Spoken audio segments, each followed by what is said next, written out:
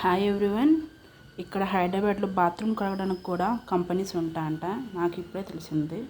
ఇదిగో bathroom clean చేయడానికి వచ్చారనమాట ఇక్కడ ఒక ఆయన. ఇవన్నీ సామాన్ బయట పెట్టిన సామాను.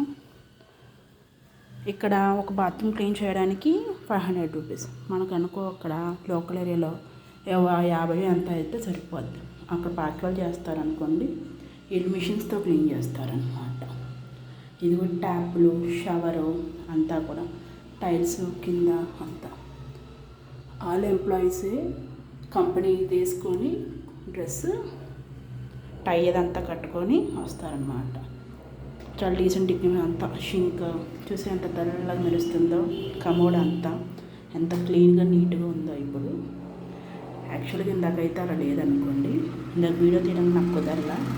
దీని ముందు బిఫోర్ అప్పుడు చాలా ఇదిగా ఉంది. క్లీన్ చేసాక చాలా నీట్గా ఉందన్నమాట. ట్యాప్స్ అంతా సహా కడుగుతారు.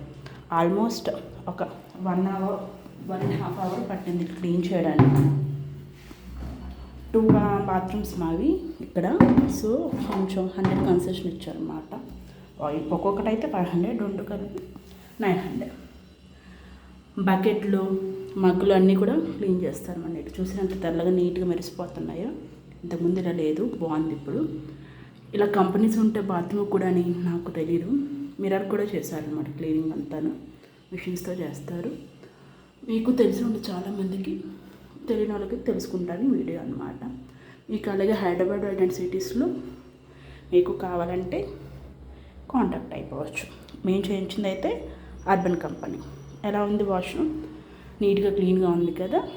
Bye bye.